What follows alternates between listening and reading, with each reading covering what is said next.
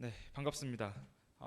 원래 오늘 우리가 살펴볼 말씀은 1절부터 12절까지 말씀인데 오늘 교회 장례식이 있어서 조금 설교를 축약하는 것 때문에 오늘은 6절까지만 읽고 다음에 기회가 되면 이 12절까지 한번 같이 살펴보고자 합니다. 오늘 이제 우리가 살펴볼 말씀 이 사무엘서 7장 말씀을 좀 보기 전에 우리가 지난주에 살펴보았던 말씀을 좀 간략하게 복습을 하고 이 말씀을 살펴보았으면 좋겠습니다. 우리가 지난주에 이제 사무엘서 1장을 통해서 한나의 기도에 대해서 살펴보았습니다. 한나의 기도는 자신의 영혼을 쏟아내는, 자신의 모든 마음을 하나님께 쏟아내는 그런 기도였습니다. 근데 한나가 이렇게 기도를 했었던 이유가 무엇이었습니까?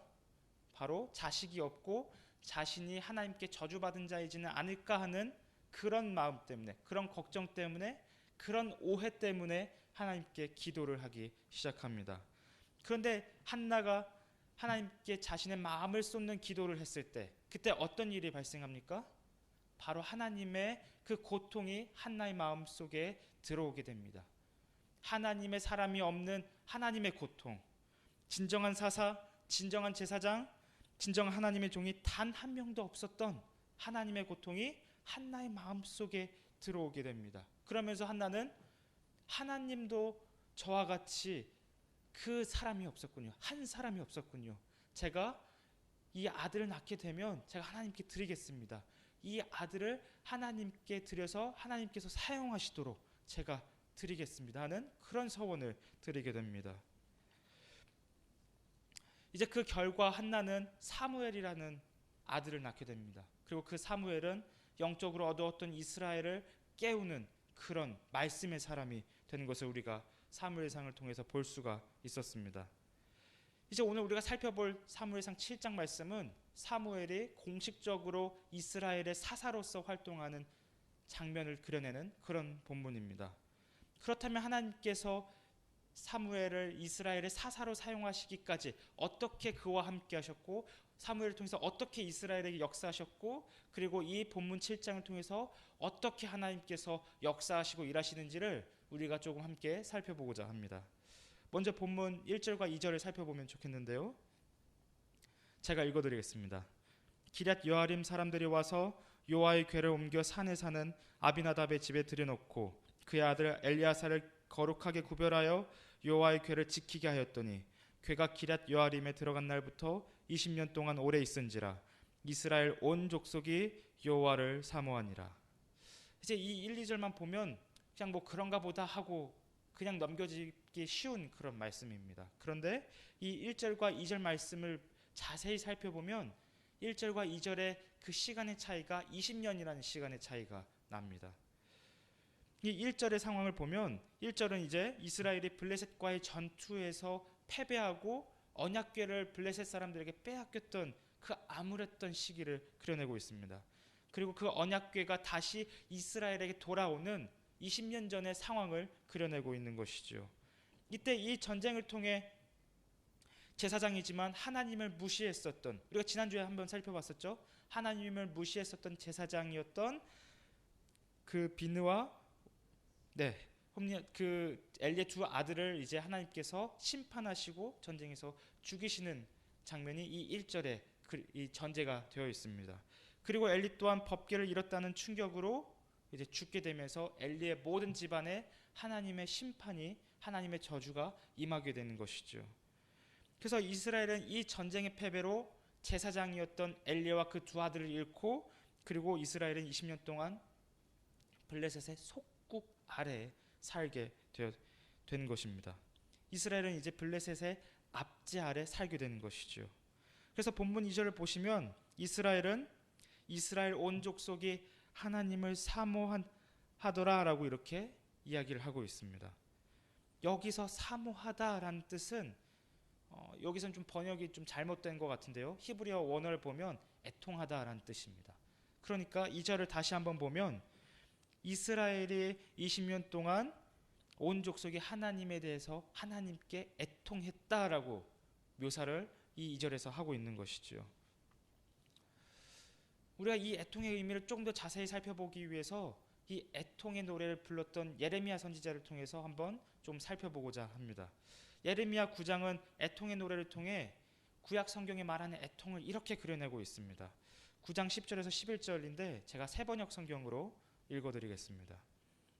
나는 산들을 보고 울며 탄식합니다. 광야의 초원을 바라보고 슬픈 노래를 읊겠습니다. 그처럼 무성하던 곳들이 모두 황무지가 되었고 지나다니는 사람이 하나도 없습니다. 가축대의 울음소리도 들려오지 않습니다. 공중의 새에서부터 들의 짐승에 이르기까지 다 다른 곳으로 도망하여 사라졌습니다.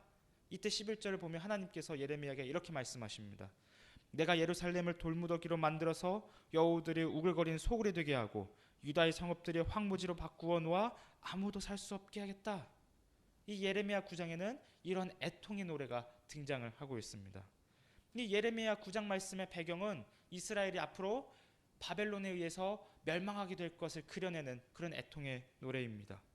그렇다면 이스라엘은 도대체 왜 바벨론의 멸망을 당하고 바벨론의 압제를 당하게 되는 것일까요? 이 예레미야 9장 12절부터 17절까지를 보면 이스라엘이 우상을 숭배했기 때문입니다. 이스라엘이 하나님을 버리고 바알을 섬겼기 때문에 하나님께서 이렇게 예레미야에게 애통의 노래를 부르라고 말씀을 하신 것입니다. 마찬가지로 사사기 2장 11절에서 17절을 보시면 우리가 이 사무엘이 활동하고 있는 시대는 마지막 사사 시대라고 했었죠. 그래서 사사기 2장 11절에서 17절은 하나님께서 왜 이스라엘을 애통하게 만드시는지를 보여주고 있습니다. 제가 읽어드리겠습니다. 이스라엘 자손이 여호와의 목전에 악을 행하여 바알들을 섬기며 애굽 땅에서 그들을 인도하여 내신 그들의 조상들의 하나님 여호와를 버리고 다른 신들 곧 그들의 주위에 있는 백성의 신들을 따라 그들에게 절하여 여호와를 진노하시게 하였으되 곧 그들이 여호와를 버리고 바알과 아스타롯을 섬겼으므로 여호와께서 이스라엘에게 진노하사 노력하는 자의 손에 넘겨주사 그들이 노략을 당하게 하시며 또 주위에 있는 모든 대적의 손에 팔아넘기심에 그들이 다시는 대적을 당하지 못하였으며 그들이 어디로 가든지 여호와의 손이 그들에게 재앙을 내리시니 곧 여호와께서 말씀하신 것과 같고 여호와께서 그들에게 맹세하신 것과 같아서 그들의 괴로움이 심하였더라. 이 사사기 2장 말씀은 이제 독자들로 하여금 사사기를 어떻게 해석할지를 보여주는 그런 어떤 서곡과 같은 그런 역할을 합니다. 이 2장 이후에 이제 사사 시대가 시작이 되면서 이스라엘이 사사를 통해서 하나님을 의지했지만 하나님의 뜻대로 살았지만 사사가 죽었을 때 그들이 우상을 숭배하고 그리고 그들이 하나님을 떠나게 되고 그들이 이방에 압제당하게 되고 그들이 하나님께 구원의 요청을 하면서 다시 하나님께서 사사를 세우시는 이런 사이클들이 계속해서 반복되는 것을 우리가 사사 시대를 통해서 볼 수가 있습니다. 그리고 이 사사기 2장 말씀은 그것을 해석할 수 있는 하나의 키인 것이죠. 그래서 하나님께서 이 사사기 말씀을 통해서 이 2장 말씀을 통해서 왜 이스라엘이 블레셋의 압제 아래 있었는지를 보여주고 계시는 겁니다. 그렇다면 본문 7장 2절에서 이스라엘이 왜 하나님께 대하여 애통했을까요? 왜 하나님께 대하여 애통하는 마음을 가지고 그렇게 살아왔었던 것일까요? 그것은 바로 이스라엘이 블레셋의 압제 아래에 있었기 때문입니다. 그리고 더 근본적으로 살펴보면 하나님께서 우상을 섬기는 이스라엘에 대하여 진노하셨기 때문에 그렇기 때문에 이스라엘이 애통할 수밖에 없는 상황이 오게 된 것입니다. 이제 하나님의 진노로 말미암아 이스라엘은 블레셋의 압제 노역이 되었고 실로에는 엘리의 집안이 사라졌습니다. 이스라엘의 모든 것들이 다 무너지게 되는 영적으로도 사회적으로도 모두 다 무너지게 되는 그런 암울한 시기였습니다. 그렇다면 실로에 있는 하나님의 성막에 누가 혼자 남아있을까요? 이제 엘리 제사장과 그 집안은 다 사라졌습니다. 그런데 거기 누가 남아있죠? 네, 맞습니다. 바로 사무엘이 남아있습니다. 어린 사무엘이 아직 하나님의 말씀을 이제 막 듣기 시작한 어린 사무엘이 실로에 남아있었습니다. 그런데 하나님께서는 나이에 상관없이 이 어린 사무엘을 통하여 이스라엘을 위한 하나님의 일들을 이제 계획하시고 시작하시는 것을 우리가 볼 수가 있습니다. 그래서 사무엘상 3장 19절부터 21절 말씀을 보면 하나님께서 어린 사무엘을 통해 어떻게 이스라엘에게 역사하시고자 하시는지 자세히 보여주십니다. 제가 3장 19절에서 21절까지 말씀을 읽어드리겠습니다. 사무엘이 자라매 여호와께서 그와 함께 계셔서 그의 말이 하나도 땅에 떨어지지 않게 하시니 단에서부터 브엘세바까지의 온 이스라엘이 사무엘은 여호와의 선지자로 세우심을 입은 줄을 알았더라. 여호와께서 실로에서 다시 나타나시되 여호와께서 실로에서 여호와의 말씀으로 사무엘에게 자기를 나타내시리라. 19절을 한번 보시면 사무엘이 자라는데 누가 어린 사무엘과 함께 하십니까? 네, 하나님께서, 여호와께서 함께 하신다고 이렇게 기록이 되어 있습니다. 근데 우리가 지금까지 강해 설교를 들어보면서 여호와께서 함께 하신다라는 그 표현이 누구에게 사용되었는지 혹시 기억나십니까? 하나님께서, 여호와께서 누군가와 함께 하시더라라는 표현이 우리가 지금까지 강해 설교를 통해서 딱 두 사람에게 사용이 되었습니다. 바로 모세와 여호수아에게 하나님께서 함께 하셨다라는 표현이 사용되었습니다. 마치 40년 광야를 이끌었던 모세에게 하나님께서 함께 하셨던 것처럼 이제 약속의 땅을 믿음으로 정복해야 하는 여호수아에게 하나님께서 함께 하시겠다고 약속하셨던 것처럼 이제 하나님께서 이 어린 사무엘에게 내가 너와 함께 하겠다라고 말씀하시는 것입니다. 그러니까 이 사무엘은 누구와 같이, 어떤 사람들과 같이 이제 하나님의 일들을 감당하게 되는 것입니까?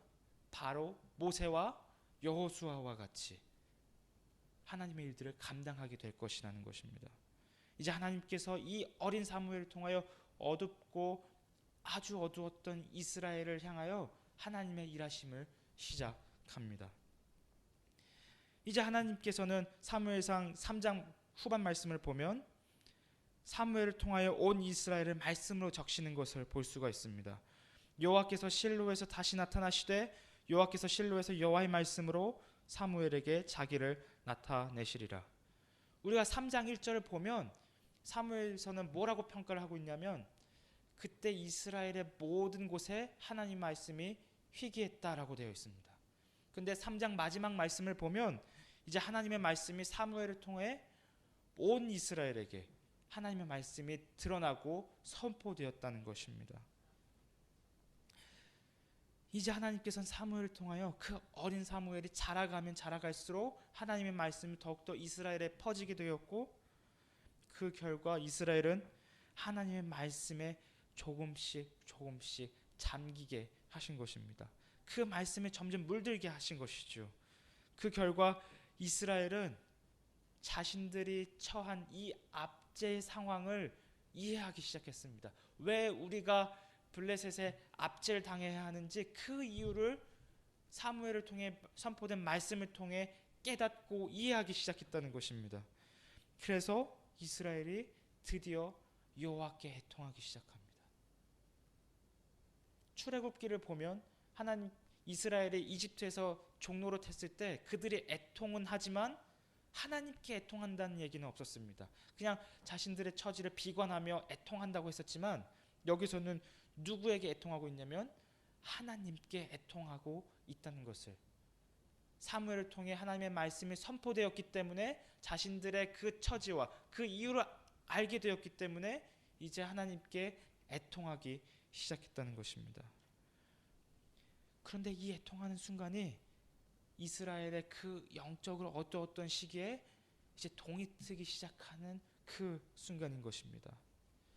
사랑하는 성도 여러분, 하나님께서는 영적으로 어두웠던 이스라엘의 아주 어린 그 사무엘을 통하여 일하시기 시작하셨습니다.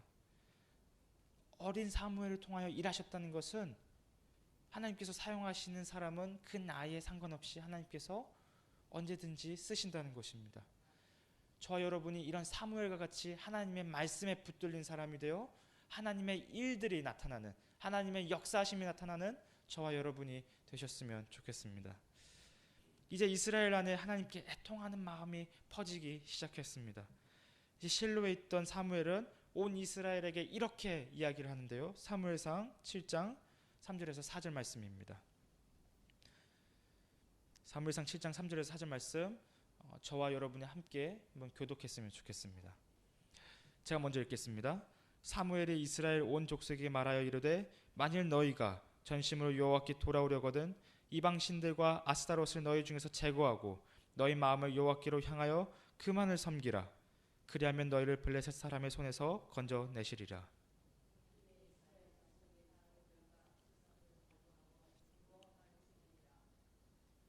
네, 이스라엘이 이 본문을 살펴보면 이스라엘이 깊은 어둠 가운데 있었던 이유가 무엇이냐면 이스라엘이 왜 블레셋의 압제 아래에 있었던 이유가 무엇이냐면 그들이 우상을 숭배했기 때문입니다. 그들이 하나님을 버리고 바알을 섬겼기 때문입니다. 그래서 사무엘은 이스라엘 공동체에게 모든 우상을, 모든 물리적인 우상들을 치우고 제거하라고 이렇게 선언을 합니다. 왜냐하면 여기서부터 우상을 제거하는 것에서부터 이스라엘의 새로운 발돋움을 하는, 새로운 발걸음을 하는 첫 걸음이 되기 때문입니다. 그리고 사무엘은 한 걸음 더 나아가서 이렇게 이야기를 합니다. 너희 마음을 여호와께로 향하여 그만을 섬기라. 이것을 좀 히브리어에서 직역하면 이런 말입니다. 너희 마음을 여호와께로 고정시키라. 너희의 마음을 우상에게 두지 말고 여호와 하나님께 고정시켜라. 그리고 오직 하나님만을, 그분만을 예배하라. 히브리어 직역하면 이런 뜻이 되는 것입니다.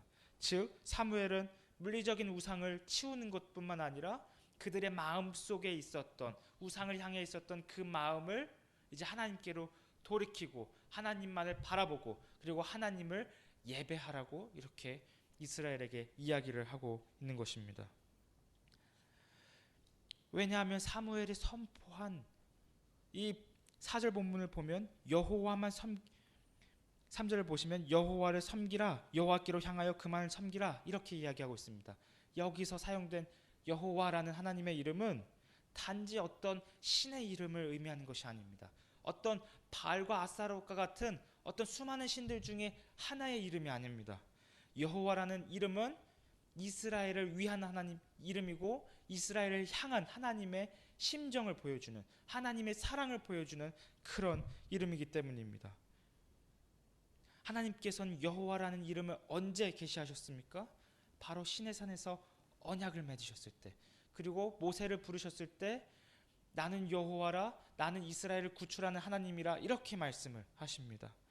이 여호와라는 하나님의 이름은 이스라엘을 향한 그 사랑을 나타내시는, 하나님이 이스라엘을 향한 그 언약을 나타내시는 그 이름인 것입니다. 그렇기 때문에 이스라엘은 이 이름 때문에 하나님의 이런 심정을 알기 때문에 우상에게로 그 마음을 두는 것이 아니라 하나님의 마음에 반응하여 하나님께 그 마음을 고정시키고 하나님으로부터 자신의 모든 만족을 누려야 되는 것입니다. 그러므로 사랑하는 성도 여러분, 우상 숭배의 문제는 어떤 물리적인 숭배의 문제가 아닙니다. 어떤 신상을 두고 거기에 절하고 엎드리고 하는 그런 문제를 넘어서 우상 숭배의 문제는 마음의 문제인 것입니다. 온 마음을 다하여 하나님을 사랑하느냐? 아니면 하나님을 사랑하기보다 자신이 추구하는 어떤 욕망과 자신의 그 마음을 따를 것이냐? 이 문제인 것입니다.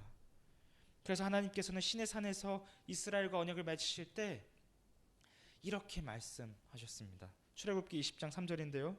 너는 나 외에는 다른 신들을 내게 두지 말라. 너는 나 외에는 다른 신들을 내게 두지 말라. 이 말을 히브리어로 조금 더 직역을 하면 이런 뜻입니다. 너는 너를 위해 다른 신들을 내 얼굴 앞에 있게 하지 말라. 너는 너를 위해, 너 자신의 만족을 위해 나를 섬기면서 다른 우상들을 두고 내 얼굴 앞에 그 우상들을 두지 말라. 이렇게 이야기를 하시는 것입니다.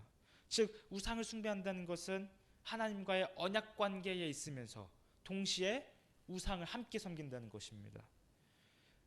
왜 섬깁니까? 자기 자신의 그 욕망을 위해서, 자기 자신이 추구하는 것을 위해서. 그 우상을 섬기면 그 우상이 하나님은 주시지 않을 그것을 주는 것 같아서 우상을 섬기는 것입니다. 우상을 섬긴다는 것은 하나님 한 분만으로 만족하는 것이 아니라 하나님으로부터 만족을 얻지 못하니까 나는 이 언약 관계를 파토시키고 이 결혼 관계를 파토내고 나는 다른 사람과 불륜을 하겠다라는 그 말과 똑같은 말인 것입니다. 당시 이스라엘이 섬겼던 바알과 아스타롯은 이스라엘이 추구했던 그 욕망을 아주 잘 채워주는 것만 같은 그런 신들이었습니다. 종교학적으로 살펴보았을 때 바알과 아스타롯은 봄, 여름과 같이 생명을 낳는 계절과 그리고 그 열매를 맺는 땅을 상징하는 의인화시킨 그런 종교였습니다. 그러니까 바알과 아스타롯을 섬긴다는 것은 이스라엘이 추구했던 풍요와 번영을 이 신들로부터 누리고 얻겠다는 것을 의미하는 것입니다. 그래서 가나안 종교는, 이 바알과 아스타롯의 종교는 이스라엘이 하나님과 어떤 인격적인 교제를 맺는 것과 같은 그런 종교가 아니라 그 신들을 이용해서 내가 풍요와 번영을 누리겠다는 그런 우상숭배적인 모습인 것입니다. 이스라엘은 하나님과의 인격적인 교제를 버리고 무시하고 자신들이 무엇을 바랬냐면 바로 가나안 땅에서의 그 풍요와 번영을 누리고 싶어 했었던 것입니다.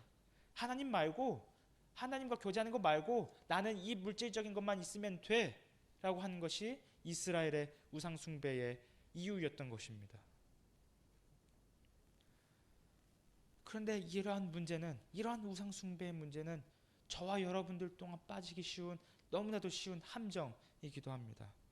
오늘날 우리 사회에서는 이런 바알과 아스타롯과 같은 어떤 물리적인 신상을 섬기지는 않습니다. 그런데 그 정신은 여전히 우리 기독교인들을 위협하는 그런 정신입니다. 오늘날 현대 사회에서 신처럼 군림하는 어떤 도구가 하나가 있습니다. 그것은 바로 자본주의 사회에서 작동하는 돈이지요. 돈만 있으면 내가 힘을 얻을 수 있을 것 같습니다. 돈만 있으면 내가 풍요와 번영을 누릴 수 있을 것 같습니다. 돈만 있으면 내가 권력과 명예를 얻을 수 있을 것 같습니다. 마치 바알이 이스라엘에게 약속하는 것과 같이 돈이 오늘날 우리에게 이러한 것들을 약속하고 유혹하는 것처럼 보이는 것입니다. 그러나 바알은 이스라엘의 애통을 해결해 주지 못합니다. 바알은 이스라엘의 그 압제에서부터 구원시켜 주지 못합니다. 누가 이스라엘의 애통과 누가 이스라엘의 그 압제로부터 구원을 시켜주시는 겁니까? 바로 이스라엘과 사랑의 언약을 맺으신 여호와 하나님께서 그 모든 문제를 해결해 주실 수 있는 것입니다. 이스라엘은 어린 사무엘로부터 선포된 그 말씀으로 인해 이 사실들을 깨닫기 시작한 것입니다. 우리가 잘못 생각했구나. 우리가 잘못된 것을 추구했구나. 우리가 번영과 풍요를 추구하기만 했지 진짜 중요한 것이 무엇인지를 잊고 살았구나. 우리가 하나님의 백성인데, 우리가 그 출애굽 사건을 통해서 하나님과 언약을 맺었는데 우리가 하나님으로부터 너무나도 멀리 떠나왔구나. 이 사실을 어린 사무엘을 통해 깨닫기 시작한 것입니다. 그러자 이스라엘은 사절의 말씀처럼 아스타롯을 제거하고 여호와만 섬기기 시작합니다. 이제 본문 5절에서 6절을 살펴보면 사무엘은 하나님과의 언약을 갱신하기 위해서 미스바에 온 이스라엘을 소집합니다. 이때 본문 6절을 보시면 사무엘이 미스바에서 이스라엘 자손을 다스리니라 이렇게 이야기를 하고 있습니다. 여기서 다스린다라는 말은 하나님께서 사사를 세우실 때 사용하시는 단어입니다. 사사기에서 하나님께서 이스라엘을 구원하시기 위해서 사사를 세우셨을 때 사용하셨던 단어입니다. 즉 사무엘이 이제 이스라엘의 공식적인 사사로서 하나님께 임명을 받았다는 것을 이 6절 말씀을 통해서 보여주고 있는 것입니다. 그렇다면 사랑하는 성도 여러분, 사사의 역할이 무엇입니까? 사사가 이스라엘에서 감당해야 할 그 역할이 무엇입니까? 그것은 바로 하나님의 말씀으로 이스라엘을 올바르게 하나님께로 인도하는 것입니다. 하나님의 말씀으로 이스라엘을 올바르게 통치하고 다스리는 것입니다. 모세가 이스라엘의 첫 번째 사사였었던 것처럼 모세가 하나님의 율법을 가지고 하나님의 말씀을 가지고 이스라엘을 광야 40년 동안 인도하고 다스렸었던 것처럼 이제 사무엘이 이 어둡고 어두웠던 시대에 사사라는 직분을 감당해서 하나님의 말씀으로 이스라엘을 하나님께로 인도하는 것입니다. 이제 사무엘은 모세와 같은 사사가 되어서 하나님께서 맡기신 그 일들을 감당하기 시작하는 것입니다. 사무엘이 사사로서 이스라엘을 소집하자 이제 이스라엘이 미스바에서 무엇을 합니까? 계속해서 본문을 살펴보면 첫 번째로 물을 길어 여호와 앞에 붓습니다. 그리고 두 번째로 하나님께 죄를 고백하며 금식을 합니다. 이게 무슨 의미냐면 물을 길어 여호와 앞에 붓는다는 것은 무엇을 의미하냐면 마치 한나가 자신의 모든 애통하는 마음을 하나님께 쏟아내고 부었던 것처럼 이제 이스라엘 동안 자신들의 그 애통하는 마음을 이 제의적인 표현을 통해 물을 쏟는 표현을 통해 자신들의 심정을 이렇게 하나님께 고백한 것입니다. 하나님, 우리는 애통한 자입니다. 하나님, 우리는 우리의 죄로 말미암아 우리의 우상 숭배로 말미암아 애통함에 빠지게 되었습니다. 이제 그 애통함을 하나님께 모두 다 쏟아내오니 저희들을 붙들어 주시옵소서라고 이 제의적인 표현을 통해 고백하고 있는 것입니다. 그리고 이스라엘은 금식을 통해 자신들의 죄를 고백하기 시작합니다. 이제 이스라엘은 우상을 섬겼던 그 공동체에서 하나님만을 섬기는, 다시 하나님께로 돌이킨 그 공동체가 된 것입니다. 사랑하는 성도 여러분, 이스라엘은 이렇게 드라마틱한 그런 변화를 맞이하게 되었습니다. 누구 때문에, 무엇 때문에 이렇게 이스라엘이 변화하게 된 것입니까? 바로 어린 사무엘을 통해, 하나님의 말씀이 어린 사무엘을 통해 선포되었을 때 그 말씀이 이스라엘 공동체를, 우상을 섬기던, 영적으로 어두웠던, 사회적으로도 암울했던 그 이스라엘을 변화시키고 영적으로 각성시킨 것입니다. 하나님께서 이 어린 사무엘을 통해 하나님의 일들을 이루어 나가셨을 때 하나님께서 그 말씀을 통해 이스라엘을 바꾸셨고 그 중심에 오직 하나님께 붙들림 받은 사무엘이 그 중심에 있었습니다. 말씀을 좀 맺고자 합니다. 사랑하는 성도 여러분, 하나님께서는 사무엘을 통해 온 이스라엘 말씀으로, 적심으로 그들이 자신들의 처지를 깨닫게 하셨습니다. 자신들이 왜 애통하게 될 수밖에 없는 상황이 되었는지, 왜 자신들이 블레셋의 압제 아래 있을 수밖에 없었는지를 사무엘을 통해, 하나님의 말씀을 통해 깨닫게 하셨습니다. 그로 인해 이제 이스라엘은 그 긴 어두운 밤에 동이 트기 시작하였고, 그리고 하나님께서 사무엘을 사사로서 본격적으로 사용하실 때 이스라엘은 영적으로 각성하게 되었습니다. 잠자던 이스라엘이 이제 본격적으로 각성하게 되고 하나님만을 의지하는 그런 공동체가 된 것입니다. 우리가 이제 원래는 더 살펴보았어야 할 그 말씀이 이제 에벤에셀과 관련된 그 말씀인데요. 이 에벤에셀을 통하여 이스라엘은 20년 전에 이 에벤에셀에서 블레셋에 패배하여 언약궤를 빼앗기고 자신들의 모든 처지가 그 나락 가운데 처하게 되었습니다. 그런데 이 에벤에셀에서 하나님께서 블레셋을 물리치심으로 이제 이스라엘은 우리의 전쟁의 모든 것이, 우리의 삶의 모든 것이, 우리의 모든 실존이 다 하나님께 달려있구나. 하나님께서 단 한 번만 도와주시면 우리는 우리의 어려움들과 우리의 압제와 우리의 애통이 해결될 수 있구나 하는 것을 하나님의 능력을 통해서 확인하게 됩니다. 그리고 그 모든 중심에 사무엘이 사사로서의 그 직분을 감당하는 것에 있었습니다. 그러므로 바라기는 저와 여러분이 이 사무엘과 같이 하나님의 말씀에 붙들린 사람이 되었으면 좋겠습니다. 사무엘과 같이 하나님의 말씀에 붙들려서 하나님의 역사하심이 저와 여러분을 통하여 드러나고 나타나게 되기를 소망합니다. 그리하여 이 어두운 세상에 여러분들을 통하여 그리스도가 선포되고 그리스도가 전하여지고 십자가의 복음과 부활이 온전히 드러나게 되어지는 저와 여러분이 되시기를 소망합니다. 기도하겠습니다.